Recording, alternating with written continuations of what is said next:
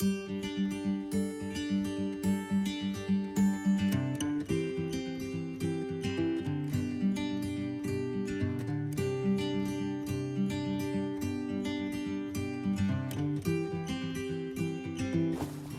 Kip here from Thousands of Roots, and today we're going to be doing what's called chop and drop.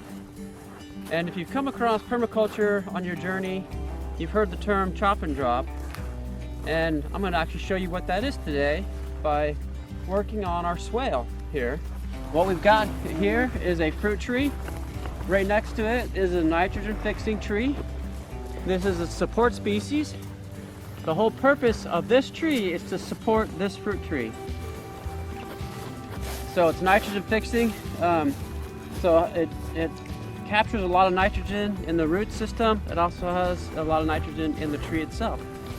So what we'll do is we'll chop this down low, and then we'll chop it all up in small pieces and use it to mulch the fruit tree. But as well, what will happen is that the roots will shrink up proportionally to how much we chopped off. The roots will shrink up, and when the roots shrink up, they release nitrogen in the soil. So that's how this works. With this kind of system, we were asked a question about pruning before, what's the best time of year to prune? And you know, I just said fall, but that was a generalization. And it's not true for all species of trees. It depends on the kind of tree. It depends on what growing zone you're in. So depending on your growing zone and what kind of tree it is, you need to check it out. The chop and drop, it's best if you do this in fall time. But we're late to it. That's okay. We're gonna do it. And one of the reasons why it's best to do it in the fall is that you cut this back, so now this fruit tree gets full sun. It's not shading it at all. So it opens it up. Then you let this grow up in the summer, and it actually will shade it, and you want it to shade it a bit in the summertime. Because these trees are very young still, so they're not that strong yet. Wanted to tell you that last week, Caleb and I, Caleb's the master behind the camera there. We came out here last week and did some chop and drop and got a bunch of footage, but guess what? It was snowing so hard and so windy that my wife said it couldn't even be used. So we're gonna cut a little bit of that in right now so you can see what it was like when we were doing chop and drop in almost blizzard conditions. Chop it all the way down like this low. All right. So that's how you chop and drop. Take the support species, you literally just chop it, cut it up small, and then mulch your fruit tree or nut tree or whatever it is you're wanting to grow with it. So thank you so much for watching. Hopefully this turns out well in the snow. I have no idea. All right, so this is a plum, a wild plum, I think. We planted so many trees along here, I can't remember which is which, but I think this is a wild plum. So first we're just gonna clean this up around here. Then we're gonna chop this and then mulch it. So let's do it.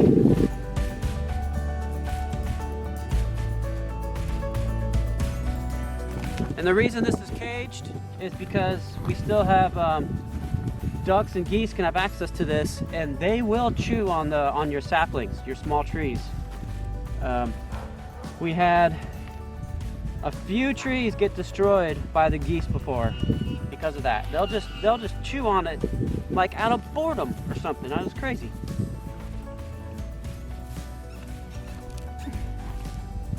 We had freezing rain come yesterday, last night. This rock is super slippery. I just slip right off right with the going up. This actually has a layer of ice on it. This has a layer of ice on it. If you can see that. There we go. See the ice? Look at the whole layer of ice on here from freezing rain.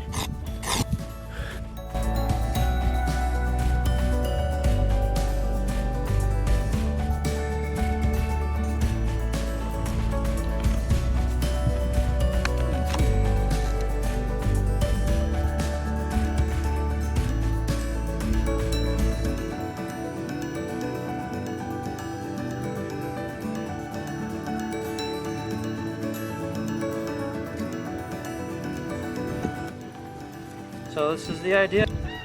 And this is a very time-consuming way to do this. You know, if you had a chipper, obviously, we run all this through a chipper. What we're gonna also end up doing is putting wood chips, probably some fertilizer, some compost and wood chips on top of this to make sure this gets really good ground contact so it breaks down a little faster.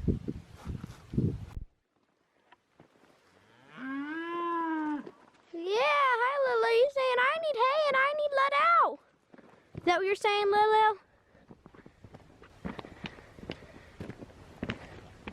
Lilo? Okay. Well, actually, just little man needs let out.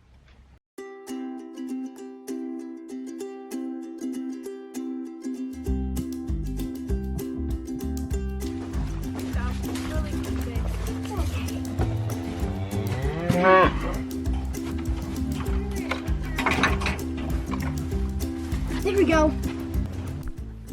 You have noticed Daisy is back in the vlog. I keep up with her here. She's back in the vlog because we were able to let her out of her cage because she was in heat. Been trying to keep her from getting pregnant. That's why she's in the cage. But we're pretty sure her heat's over, so we're just watching her today. And hoping it's over so she can stay out of that cage. I'm gonna try to follow her with you guys for a bit. Oh no, she's from behind the tree. I need to catch up with her. Where is she at? There she is. Oh, come on. Whoa, slippery hill. There she is. Oh.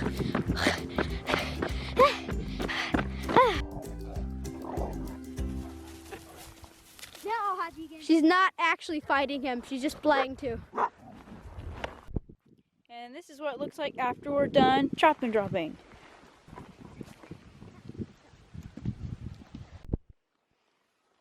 What is that? Yeah? Oh, it looks like a cricket. I think that's just what they have. Is that? I see it. Cool. I can see it. That's what Nathan found. Okay. There you go, Nathan. It's a cricket. Digging for crickets in the winter. It got away. Oh. Something hit me. Let's go find that one. Good job, love. Swale's looking great. I turned into a dog. Using your gloves for digging, huh? Yep. Oh, it's dirty now. This is how I found the cricket. I dug for it. I found two actually. One got away. Fun. Copper is barking away at Coco. You funny dog.